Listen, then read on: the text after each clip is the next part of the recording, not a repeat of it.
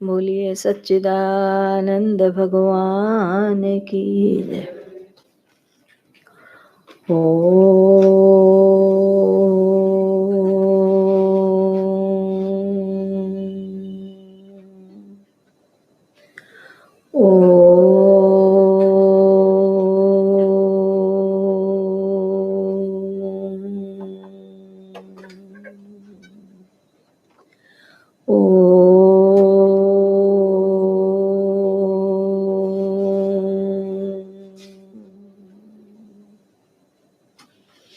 यं ब्रह्मा वरुणेन्द्ररुद्रमरुतः स्वन्ति दिव्यैस्तवे वेदैः साङ्गपदक्रमोपनिषदे गायन्ति यमसामगा ध्यानावस्थिततद्गतेन मनसा पश्यन्ति यं योगिनो यस्यान्तन्न विदुसुरासुरगणा देवाय तस्मै नमः।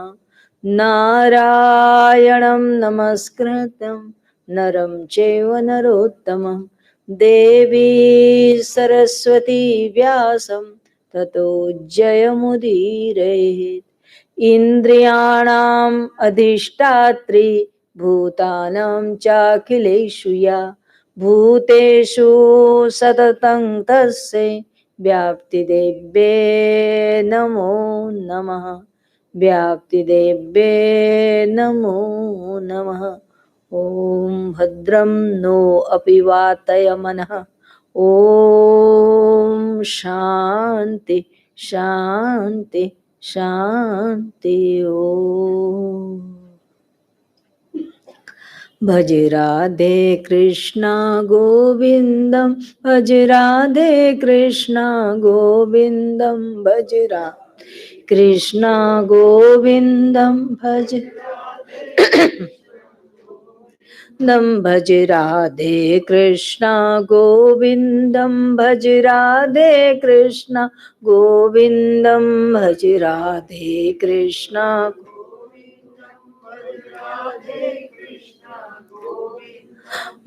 राधे कृष्णा गोविन्दं भज राधे कृष्णा गोविन्दं भज राधे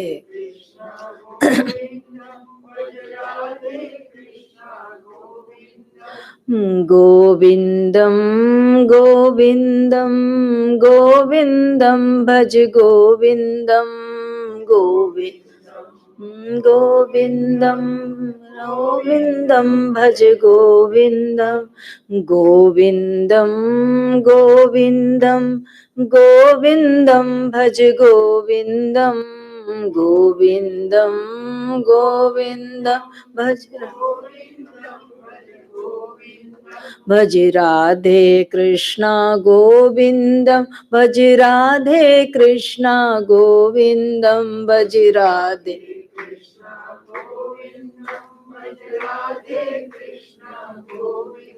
भज राधे कृष्णा गोविन्दं भज राधे कृष्णा गोविन्दं भज राधे कृष्णा गोविन्दं भज राधे कृष्णा गोविन्दं गोविन्दं गोविन्दं गोविन्दं भज गोविन्दं गोविन्दं गोविन्दं गोविन्दं भज गोविन्दं भज राधे कृष्णा गोविन्दं भज राधे कृष्णा गोविन्दं भज राधे कृष्णा गोविन्दं भज राधे कृष्ण भज राधे कृष्णा गोविन्दं भज राधे कृष्णा गोविन्दं भज राधे कृष्णा गोविन्दं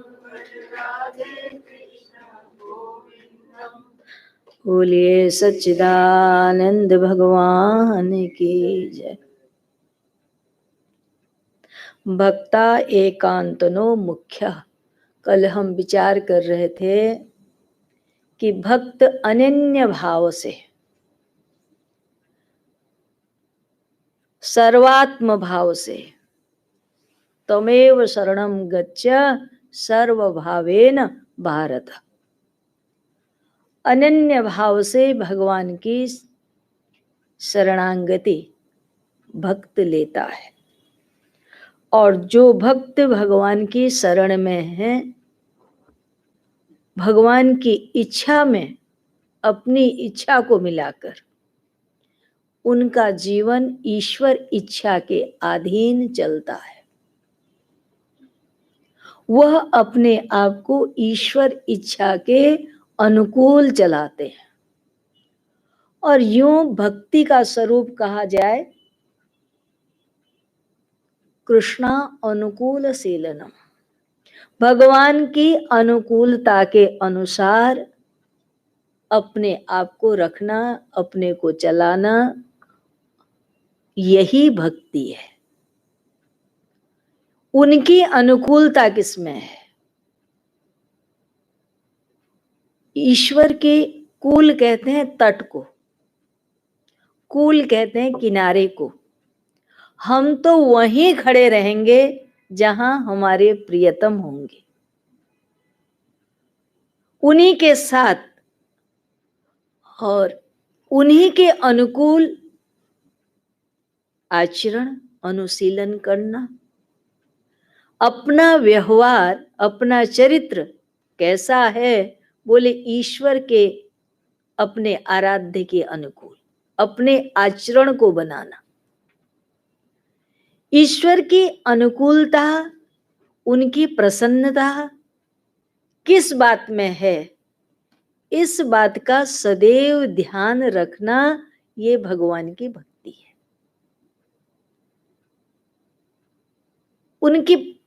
जिसमें उनकी प्रसन्नता न हो, वह आचरण कभी भूल करके भी नहीं करना। यही भक्ति का स्वरूप है। देवर्षि नारद आगे कहते हैं, कंठा अवरोधेन रोमांचिता श्रुत भी परस्परम पलामानम पावमानन्ति कुलानि च पृथ्वी च। भगवान का स्मरण करते हुए, चर्चा करते समय कंठ अवरोधन हो जाए, कंठ भर आए, शरीर में रोमांच हो जाए, पुलकावली खड़ी हो जाए, नेत्रों से अश्रुपात होने लगे, ऐसे भक्त को पाकर कुल पवित्र हो जाता है। और यह पृथ्वी भी प्रसन्न हो जाती है, पृथ्वी भी पवित्र हो जाती है। जिसकी ये अवस्था है, ऐसी इस अवस्था में जो भक्त प्राप्त है, ऐसे भक्त को पाकर बोले कंठा अवरोधेन, कंठ भर आए और शरीर में रोमांच हो जाए, एक एक अंग पुलकायमान होने लगे और नेत्र से अश्रुपात होने लगे।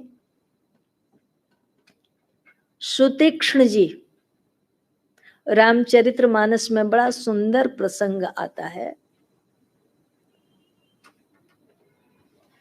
मुनि अगस्त्य के शिष्य थे।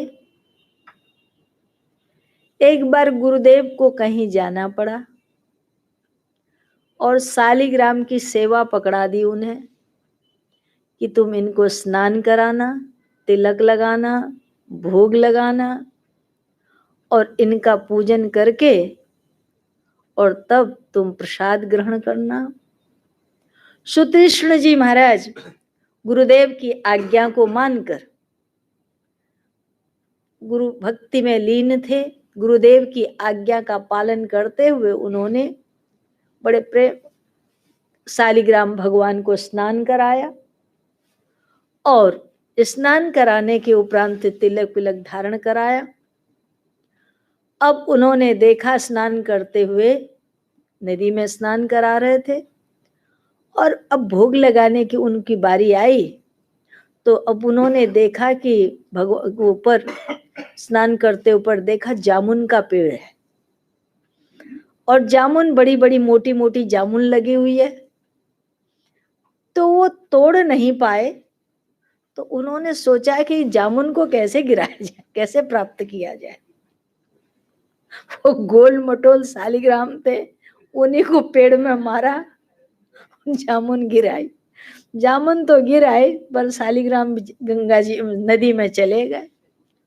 अब तो बड़े पछताए, रोए, गुरुदेव से डांट पड़ेगी बुरी भांति, और क्या करें कुछ समझ में नहीं आया। तो उन्होंने एक मोटी सी जामुन थी, उसी को तिलक विलक लगाया, ढक के गुरुदेव के आने तक उनको ऐसे के ऐसे घर में रख दिया, कुटिया में रख दिया। गुरुदेव आए, शालिग्राम को स्नान कराया, भोजन कराया, बोले हाँ गुरुदेव। जब सवेरे गुरुदेव उसको स्नान करने लगे, के स्नान करने के लिए हाथ में उठाया तो जामुन पिछली रसा निकल आया, उठ लिया। अरे ये तुमने क्या किया, बड़ी डांट पड़ी। जब डांट पड़ी तो उन्होंने फटकार लगाते हुए कहा, जाओ तुम यहां से, तब तक नहीं आना जब तक राम जी को लेकर के नहीं आओ। गुरुदेव का आदेश था। और सुतीक्ष्ण जी महाराज भगवान को मनाने के लिए तप कर रहे हैं। तप करते करते, भगवान का स्मरण करते करते बहुत लंबा समय व्यतीत हो गया है। और आज जब सुतीक्ष्ण जी के कानों में ये आवाज आई कि भगवान राम आ रहे हैं, बस राम जी के जैसे ही उन्हें आगमन को सुना और सन्मुख खड़े प्रभु दिखाई पड़े, कंठ अवरुद्ध हो गया, शरीर में रोमावली खड़ी हो गई, पुलकायमान हो गए और नेत्र से अश्रुपात होने लगे। कितनी प्रतीक्षा के बाद। और गुरुदेव ने कहा था, तब तक तुम अपना मोह नहीं दिखाना जब तक तुम भगवान को लेके नहीं आओ। जाओ तुम भगवान को ढूंढ के लेके आओ। अब वो कहाँ ढूंढे भगवान को, वो तो नदी में चले गए थे, परंतु आज साक्षात भगवान श्री राम आए हैं। भगवान का दर्शन उन्हें मिला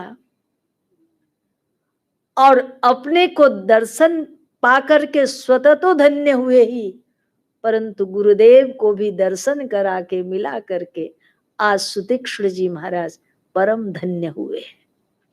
तो कहने का अर्थ था, बड़ी प्रतीक्षा के बाद भगवान के गुणानुवाद श्रवण करते हुए, भगवान का नाम कीर्तन करते हुए, उनकी रूप लीलाओं का चिंतन करते हुए बहुत समय निकल गया। सुनते सुनते साक्षात रूप से भगवान की जब ये सुंदर गुण नाम रूप कथा को सुनते हैं, तो सुनते हुए, उनके स्मरण करते हुए आनंद से रोमांचित हो जाए और प्रेमाश्रुपात होने लगे, प्रेम के आंसू झरझर निकलने लगे, तो समझना ऐसा पवित्र भक्त जिसका हृदय भगवान से ऐसा द्रवित हो रहा है। हमारा हृदय बहुत कठोर हो गया है नारायण, ये पिघलता नहीं है सुनकर। क्यों? क्योंकि दिन रात मैं और मेरा मेरा मेरा जो हमने पकड़ रखा ना, इस मेरे मेरे की पकड़ ने हमारे हृदय को बड़ा कठोर बनाया हुआ। हृदय में कठोरता आ गई है। जब तक संसार से मेरापन नहीं छूटेगा, तब तक हृदय की द्रवित अवस्था द्रवीभूत नहीं हो सकता। और ये जो कठोरता जब भगवान साक्षात हृदय में वो तो द्रवित ब्रह्म है ना, जब हृदय में उनका अनुभव होने लगेगा, क्योंकि ईश्वर सर्वभूतानां हृदयेषु अर्जुन तिष्ठति, वो तो समग्र प्राणियों के हृदय में तो है, परंतु होते हुए भी वो हमें अनुभव नहीं होते, दिखाई नहीं पड़ते। बोले क्यों? क्योंकि हमारा हृदय बहुत कठोर हो गया। इस कठोरता को दूर करने के लिए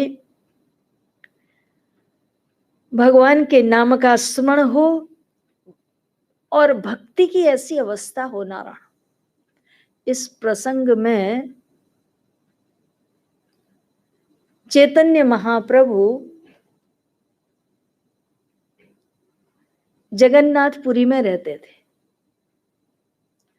और पुरी में ही एक रामानंद राय करके बहुत बड़े भगवान के भक्त थे। भगवान के भक्त थे तो रामानंद राय से पूछा, उन्होंने प्रश्न किया कि भक्ति का स्वरूप क्या है। उनसे जब पूछा गया कि भक्ति का स्वरूप क्या है तो रामानंद राय ने उसका उत्तर दिया, नाम रूप लीला गुण स्मरण करके हृदय आनंद से परिपूर्ण हो जाए तो इसे भक्ति समझना चाहिए। तो चैतन्य महाप्रभु ने कहा, यह तो सामान्य रूप है भक्ति का, उत्कृष्ट बताओ। ये तो भक्ति का सामान्य रूप है, इसका उत्कृष्ट क्या है। तो उन्होंने कहा कि इसका उत्कृष्ट है कि भगवान से अपना संबंध हो जाए। जब भगवान से अपना संबंध हो गया और वे अपने बन जाए, भगवान से अपना संबंध हो जाए, वो अपने बन जाए, तो तब ये भक्ति का स्वरूप उन्होंने बताया। का और उत्कृष्ट क्या है। जब उनसे पूछा कि आप और उत्कृष्ट बताइए तो तब उन्होंने कहा, जब हम सब सेवा करने में, जब भगवान की सेवा करने में सुख मिले और उनको सुख देकर हम सुखी हों, भगवान की सेवा करके सुख मिले और उनको सुख देकर हम सुखी हों, तो ये भक्ति का उत्कृष्ट है। क्या कि और बताओ। जब उन्होंने कहा और बताओ, तब रामानंद राय ने कहा, प्रेम का अगाध समुद्र है, प्रेम का अगाध समुद्र है और इस समुद्र में आनंद की उत्तान एक तरंग है और वह तरंग एक राधा आकार की है और एक कृष्णा आकार की है और परस्पर एक दूसरे के साथ मिल करके राधा कृष्णमय बन जाती है और कृष्ण राधामय बन जाती है और परस्पर एक दूसरे के साथ मिल जाती हैं और उसी प्रेम के सरोवर से ये उत्पन्न होती हैं और प्रेम के सरोवर में ये दोनों लहरें दोनों दिखाई पड़ती हैं, एक दूसरे से मिलती हैं और एक पुनः उसी प्रेम के सागर में मिल जाती हैं।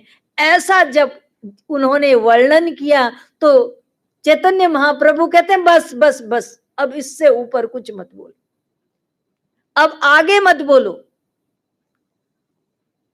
तो इसका भाव ये है कि वह अगाध प्रेम समुद्र है जहां राधा और कृष्ण के अतिरिक्त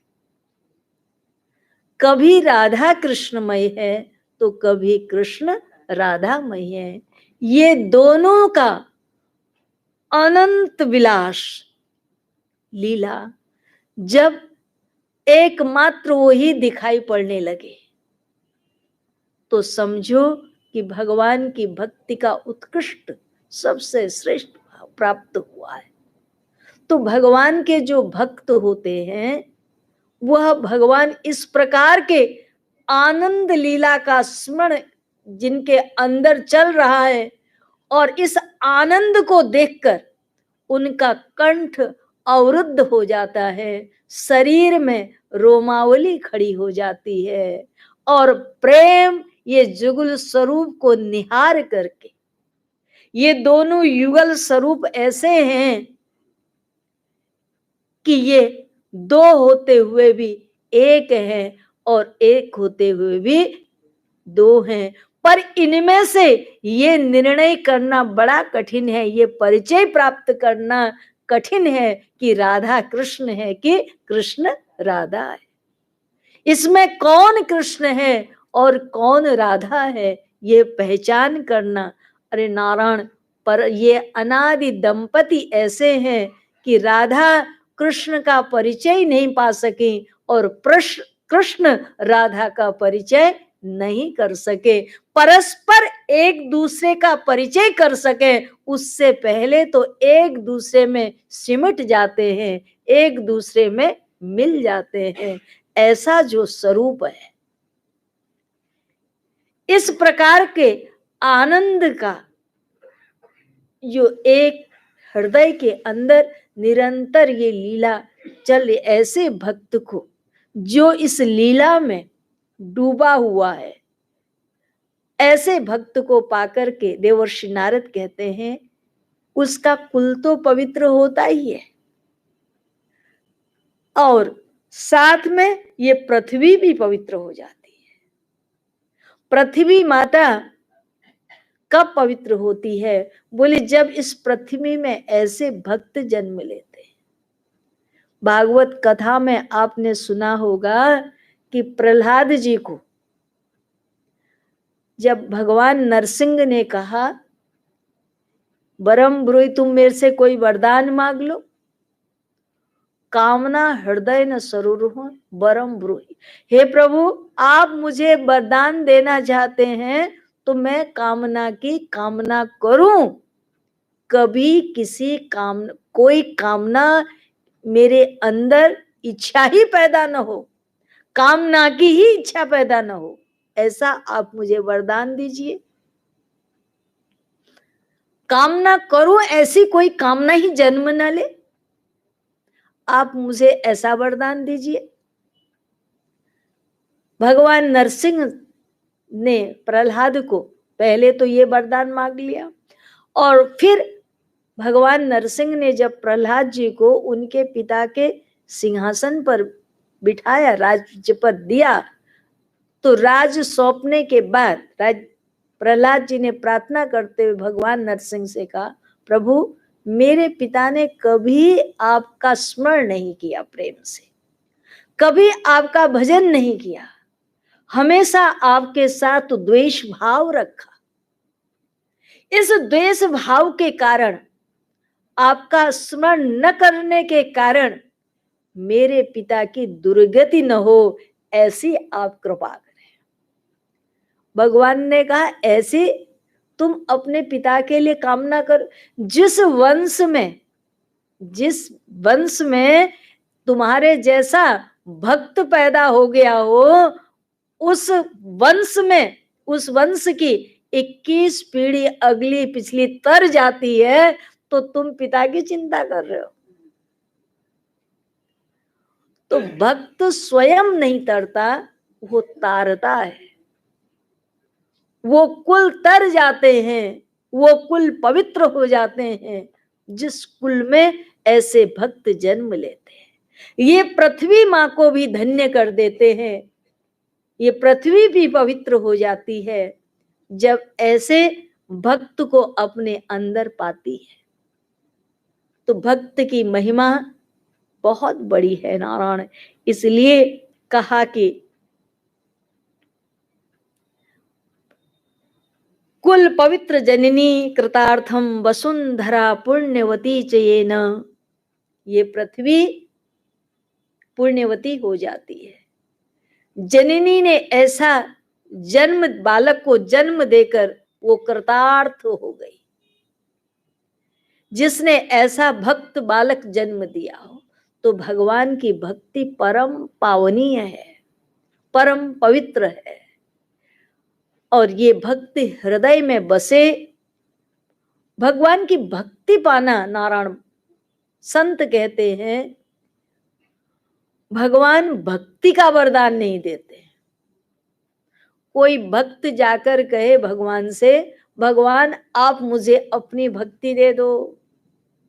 बोले तू जो चाहिए, अर्थ चाहिए अर्थ ले ले, धर्म चाहिए धर्म ले ले, काम चाहिए काम ले ले, मोक्ष चाहिए मोक्ष ले ले, जो तुझे चाहिए वो ले ले, पर भक्ति का वरदान जो तूने मांगा है ना, क्योंकि भक्ति जिसे मैं स्वयं जिसकी चाह करता हूं,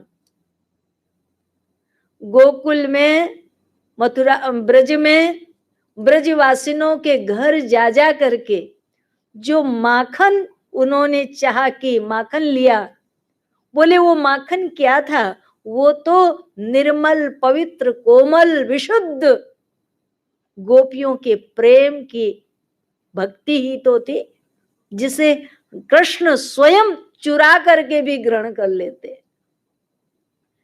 जो स्वयं भक्ति की ब्रज में चोरी करते हुए नजर आते हैं, वो कृष्ण भला, वो भगवान भला किसी को क्या भक्ति दे। कहते हैं कि मैं भक्ति नहीं, भगवान से भक्ति नहीं मिलती। जो भगवान से प्राप्त भक्ति नहीं होती, तब आप कहें कि वो भक्ति मिलेगी कहां से, बोले वो मिलेगी उनके प्रेमियों से। भगवान के जो प्रेमी हैं उनका मिलना कठिन है नारा। जो वास्तव में भगवत प्रेमी लोग हैं उनका संग मिलना बड़ा दुर्लभ है। ऐसे प्रेमी भक्तों के संग में बैठ करके ही भगवान की भक्ति की प्राप्ति हो सकती। भगवत प्रेमी जन मिले, भगवान से प्रेम करने वाले ऐसे प्यारे संत मिले जो केवल भगवान से प्रेम करते हैं, जो केवल भगवान से प्रेम करते हैं। क्योंकि संसार में सबों से प्रेम करने वाले तो बहुत है, परंतु केवल भगवान से प्रेम करने वाले निराले हैं।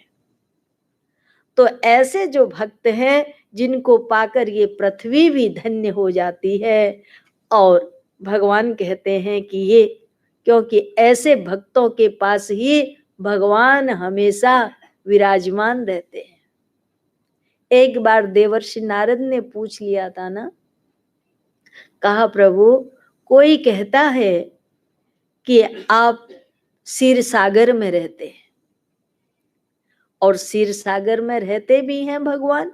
आप स्तुति करते हैं शांताकारम भुजगशयनम पद्मनाभम सुरेशणम विश्वाधारम गगन सदृश्यम मेघवर्णम शुभांगम लक्ष्मीकांतम कमलनयनम योगी विधान गम्य। भगवान शेष पर शयन करते हैं। आप शेष के पास निवास करते हैं। कोई क्षीर सागर में आपका पता बताता है, कोई वैकुंठ में आपका पता बताता है, और वास्तव में कोई कहते हैं कि आप तो योगी जनों के हृदय में रहते हैं। तो प्रभु ऐसा कोई स्थान हो जहां पर आप सहज रूप से जल्दी से मिल जाते हो, झटपट आपके दर्शन करने हो, तो हम कहाँ जाएं, कहाँ आपके दर्शन करें। तो देवर्षि नारद को भगवान ने बड़ा सुंदर उत्तर दिया, ना हम बसामि वैकुंठे न च योगी हृदय मद भक्ता यत्र गायन्ति तत्र तिष्ठामि नारद। न तो मैं वैकुंठ में रहता हूं, न क्षीर सागर में रहता हूं, और ना ही मैं योगियों के हृदय में, योगी के हृदय में भी उतनी ही देर बना रहता हूं। बोले कितनी देर, जितनी देर यम नियम प्राणायाम आसन ध्यान धारणा करके वो समाधि की स्थिति में रहता है। योगी जब तक समाधिस्थ स्थिति में है तब तक भले मैं उसके हृदय में रहूं, हमेशा उसके पास भी नहीं रहता हूं। तब मैं कहाँ मिलता हूँ, सहज रूप से कहाँ उपलब्ध होता हूँ। मद भक्त्या यत्र गायन्ति, मेरे भक्त जहाँ प्रेम से मेरे नाम का गान करना शुरू करते हैं, मेरा नाम कीर्तन आरंभ करते हैं, मैं तो वहीं जा करके बैठ जाता हूँ। और बिल्कुल बैठ जाते हैं। हरिदास जी महाराज क्या करते थे? हरिदास जी महाराज तो केवल भगवान का गीत गान ही करते थे ना, गुणगान ही करते थे ना। और रोज निधिवन में हरिदास जी महाराज भगवान के सुंदर भजन बनाकर सुंदर भजन सुनाया करते थे। सुंदर भजन रोज रोज वो सुनाते हैं, और उन्हें उनके भजनों को सुनने के लिए स्वयं कृष्ण वहां आते हैं और भजन सुनते हैं। और भजन गाते हुए उनकी वही स्थिति होती थी, वही पुलकावली खड़ी है, आनंद है कंठ में, रो भाव आया जोर जोर से भगवान के आगे रोने लग जाते हैं। भावपूर्वक कभी भक्त रोता है और कभी भगवान के साथ आनंद के साथ मिलन में परम आनंदित हो जाता है और रोमांचित हो जाता है। इस प्रकार कभी गाता है, कभी रोता है और कभी गाता है। बड़े आनंद भक्त की ये स्थिति रहती है। वितज्ज लज्जा, उसकी लसाप लज्जाओं को छोड़ करके, त्याग करके हरे कृष्ण हरे राम हरे गोविंद कहता हुआ भगवान के नामों का उच्चारण करता है। देवर्षि नारद कहते हैं, ऐसा जो भक्त जो सब लोक लाज का परित्याग, जिसे इसका भान ही नहीं है, वो अपने आप से हंसता है और अपने आप से रोता है और अपने आप से गाता है, ऐसा जो मेरा प्यारा भक्त है। भगवान कहते हैं कि हरिदास जी महाराज कथा सुना रहे थे कि हरिदास जी महाराज बड़े प्रेम से गाते हैं, और कन्हैया मद भक्त्या यत्र गायन्ति तत्र तिष्ठामि नारद, बड़े प्रेम से वो गाते हैं और इधर कृष्ण सुनते हैं। एक दिन की घटना थी कि देख, और प्रतिदिन तो वो आंख मूंदे हुए और बड़े आनंद के साथ रोमांचित होकर आनंदित होकर भगवान का उच्च स्वर से नामस्मरण करते हुए गाते हुए प्रेम के साथ भगवान को बुलाते। आज नजर खुली तो सामने देखा कि सुंदर सलोना श्याम सुंदर सुन रहा है। भगवान के चरणों में प्रार्थना की, प्रभु। भगवान ने कहा, मैं तुम्हारे इस प्रेम से अति प्रसन्न हूं, आप प्रसन्न हैं तो मुझ पर एक कृपा कीजिए। कृपा क्या कीजिए? मैं गाऊं और आप सुने। बस मैं आप जब गाऊं तब आप मेरे पास आए और सुने प्रभु। भगवान ने कहा, मुझे कोई आपत्ति नहीं, मैं रोज सुनने को तैयार हूं। तुम प्रतिदिन गाओ और मैं प्रतिदिन सुनूंगा, पर शर्त तुमने रखी तो एक शर्त मेरी भी सुन लो। बोले, मेरी भी शर्त है कि देखो, तुम कभी भावनाओं के अतिरेक में आकर, भावावेश में आकर मुझे छूने की कोशिश नहीं करना, मुझे पकड़ने की कोशिश नहीं करना। आज हरिदास जी महाराज गाते गाते इतने भाव में डूब गए, ऐसी भगवान की लीला हुई कि वो इतने भावनाओं के अतिरेक में बह गए कि उन्होंने जाकर सोचा कि झटपट कन्हैया को मैं अपने अंक में भर लूं। श्याम सुंदर को जैसे अपने अंक में भरने के लिए आगे गए तो भगवान की वो सुंदर चिन्मयी छवि एक मूर्ति के रूप में, श्याम रंग की मूर्ति के रूप में परिणित हो गई। बोल बाके बिहारी लाल की। आज भी उस छवि में ऐसा अद्भुत आकर्षण है, करोड़ों करोड़ों लोग उसके ऐसे दीवाने हैं दर्शन करने के लिए। जिसकी छवि में ऐसा आकर्षण हो, वो स्वयं कितने आकर्षण का केंद्र होगा, वो स्वयं कितना न सुंदर होगा। जिसकी मात्र छवि,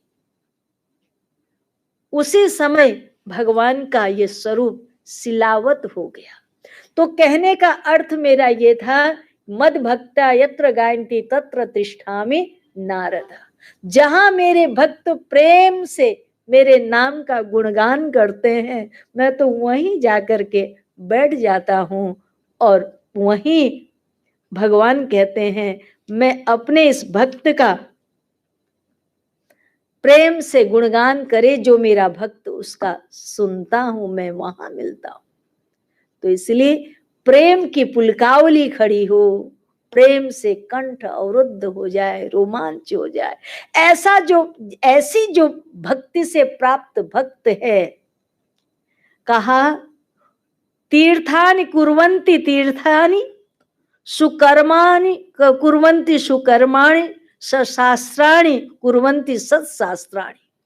तब वो भक्त क्या हो जाता है, बोले तीर्थ को वो सुतीर्थ कर देता है। तीर्थ, तीर्थ का अर्थ होता है जिसकी शरण लेने से जो हमें संसार सागर से तार दे, उसी का नाम तीर्थ है। और तीर्थ भी सुतीर्थ हो जाते हैं। तीर्थ कौन बनाते हैं, बोले तीर्थ संत। देखो, विक्रमादित्य से पहले कोई अयोध्या को नहीं जानता था। कौन सी जगह अयोध्या है ये किसी को मालूम नहीं था। अयोध्या की खोज किसने की? पर विक्रमादित्य जब वहां से निकल रहे थे तो उन्होंने देखा कि सरयू नदी के तट पर बड़े बड़े महात्मा बैठे हुए संत तप कर रहे हैं। तपस्वी महात्माओं से मिले, और जब इन तपस्वी संतों से मिले, इन महात्माओं से मिले, इनका सत्संग किया, तो उन संतों ने जो अपने हृदय से जहां जहां पर भगवान की जिस लीला का स्मरण हुआ, उन्हें स्फुरण हुआ, और उस स्फुरण के साथ उसका उन्होंने वर्णन किया। तो विक्रमादित्य जी महाराज ने वहां वहां सुंदर सुंदर मंदिर बना दी, और इस प्रकार अयोध्या नगरी बसी। और ऐसे ही वृंदावन को कौन जानता था कि वृंदावन कहाँ है? वृंदावन नाम था, पर वृंदावन ये है, इसकी पहचान किसने कराई? चैतन्य महाप्रभु ने अपने 2 शिष्य भेजे, रूप गोस्वामी और सनातन गोस्वामी।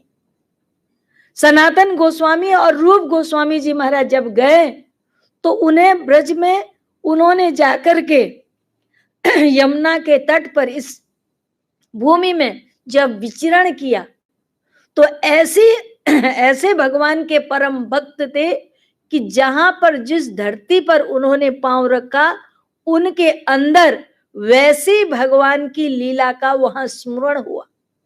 और जैसी जैसी जहां जहां जो लीला उन्हें स्फुरित होती गई, और वैसा वैसा वो वर्णन करते बताते गए, और वैसे वैसे वहां पर उस ये भगवान की माटी खाने की लीला का स्थान है, ये भगवान का चीरहरण का स्थान है, ये भगवान को दामोदर लीला करने का स्थान है, ये अमुक असुर को मारने का स्थान है। इस प्रकार चैतन्य उन्होंने वैसा वर्णन किया, वृंदावन की खोज की, और चैतन्य महाप्रभु आए, और फिर उनके साथ उनके भक्तों का, संतों का वहां आगमन हुआ। संत मिले, धीरे धीरे संतों ने अपने हृदय से उस स्थान का वैसा वर्णन किया, और वृंदावन तीर्थ विकसित होता चला गया। वही वृंदावन बन गया आज। और ऐसे ही बद्रीनाथ आप जाए, बद्रीनाथ आद्य गुरु शंकराचार्य से पहले क्या था? अलकनंदा के तट पर स्नान के लिए गए, और स्नान करने के साथ ही उन्हें आभास हुआ कि अलकनंदा में पड़ी ये श्याम रंग की जो शिला है, ये साक्षात नारायण है। और उन्होंने उस शिला को वहां से निकाला, और निकाल करके स्थापित कर दिया, और स्थापित करके बाद में वहां मंदिर बना दिया। और अपने प्रभाव से और अपने शिष्य को वहां सेवा में नियुक्ति कर दी। वही धीरे धीरे धीरे आज वृंदावन धाम विकसित हो गया, बद्रीनाथ धाम विकसित हो गया। इस प्रकार भगवान के जो धाम हैं, तीर्थ हैं, इन तीर्थों को यदि आप विचार करें तो इन तीर्थों के पीछे, हर तीर्थ के पीछे किसी न किसी संत और भक्त का प्रभाव दिखाई पड़ेगा। और हम लोग जाते हैं तीर्थ करने के लिए, परंतु गए, दर्शन किए और तुरंत लौट आ गए और हो गया तीर्थ। उस तीर्थ का वातावरण क्या है और उसकी पवित्रता क्या है, तीर्थ का वास कैसे करना चाहिए, तीर्थ में जाकर हमें रहना क्या है, तीर्थ में जाकर हम सेवा करें, सत्कर्म, संतों का संग करें, तो तभी तो हमको ये सब चीजें मालूम पड़ती है ना। तो कहने का मेरा अर्थ, भगवान कहते हैं तीर्थानि कुर्वन्ति तीर्थम, यदि संत न हो तो ये तीर्थ तीर्थ न हो।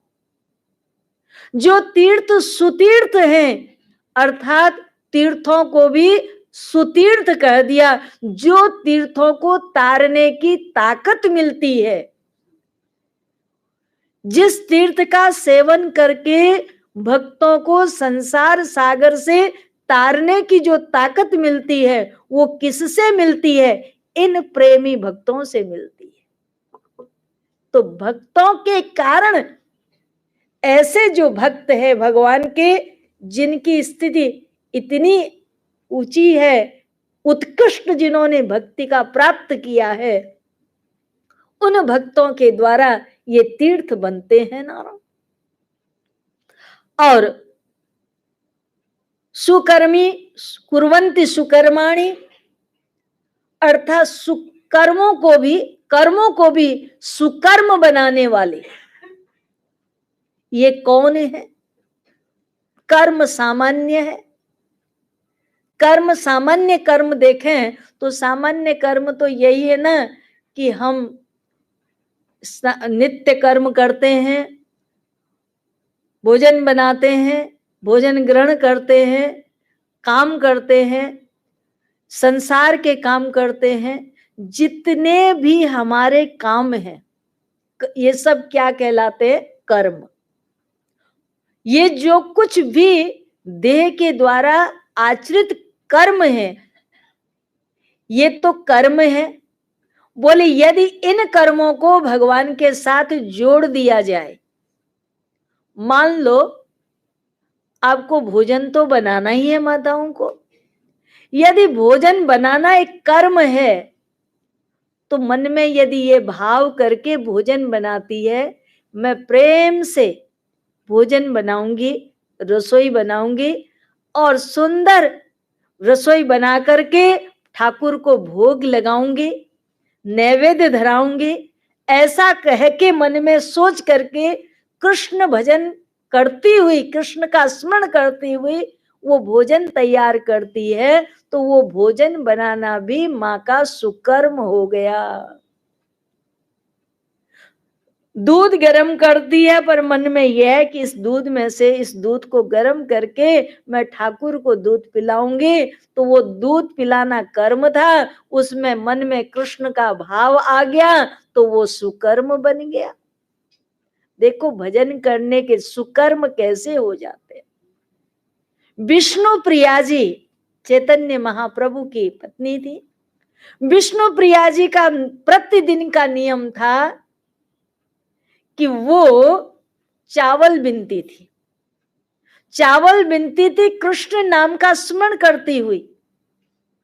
कृष्ण हरे राम राम राम हरे हरे, हरे कृष्णा करती हुई वो इस षोडश मंत्र के द्वारा चावल बीनती हैं, और जो चावल इकट्ठे हो जाते हैं उन चावल का भोजन बनाकर, भात बना करके ठाकुर को भोग लगाती हैं और वही प्रसाद ग्रहण करती हैं। तो वो चावल गिनना, भोजन पकाना सब भगवान का भजन हो गया। तो भगवान के जो भक्त हैं वो कर्मों को सुकर्म बना देते हैं। वही कर्म सुकर्म हो गया। कर्म तो करना ही है।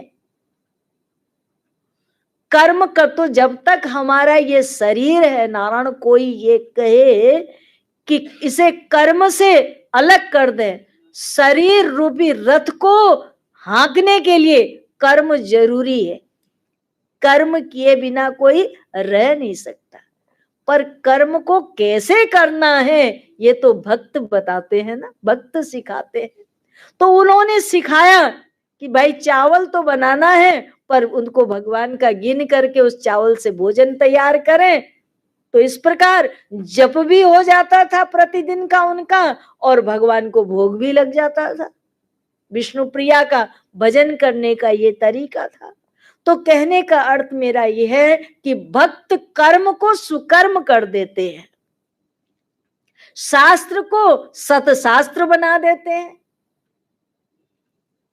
शास्त्र को सतशास्त्र बना देते हैं, माने सतशास्त्र बनाने का अभिप्राय है कि शास्त्र ऐसे ही पढ़े हो जो सतपुरुषों के द्वारा जो आचरण है, जो उनकी कार्यशैली है, उनकी जीवन पद्धति है, और उसके द्वारा पवित्र शास्त्र बनते हैं।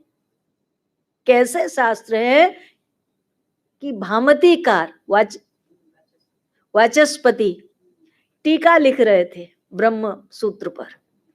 तो जब टीका लिखते लिखते बहुत समय उनकी अपनी स्थिति में लग गया, परंतु जब ग्रंथ पूरा हुआ, लेखन कार्य पूरा हुआ, तो उन्होंने सामने दृष्टि उठाकर देखा तो सामने एक सुंदर युवती खड़ी है।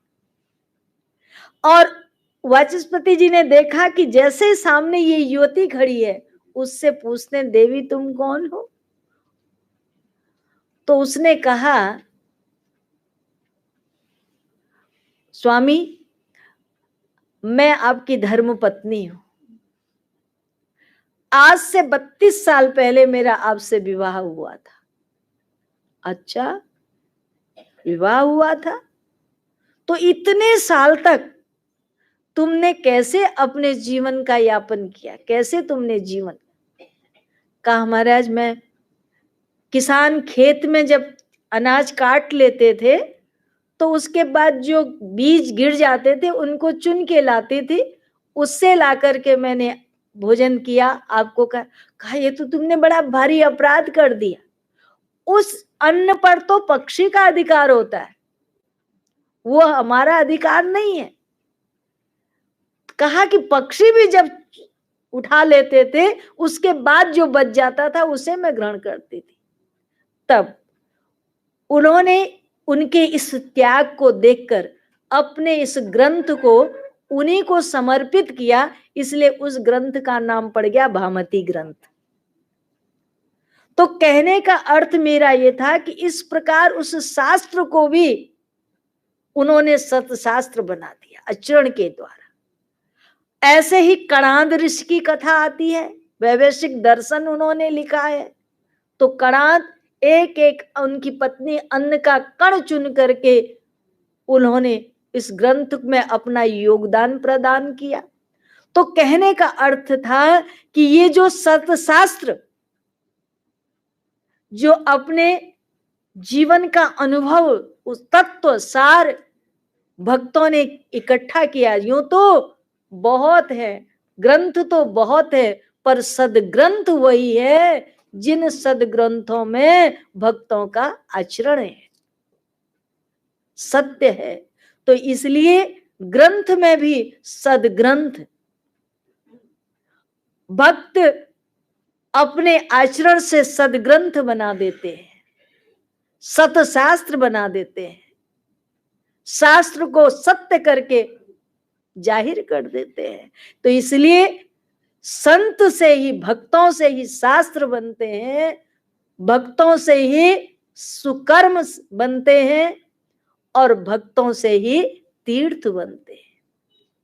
शास्त्र से सुकर्म से, तीर्थ से भी बड़े कौन हैं? भगवान के भक्त हैं। भक्त वो जिनके अंदर अगाध प्रेम का समुद्र निरंतर हिलोरे ले रहा है, निरंतर उनके भीतर ये प्रेम का समुद्र उछल रहा है, उत्तान तरंगे ले रहा है।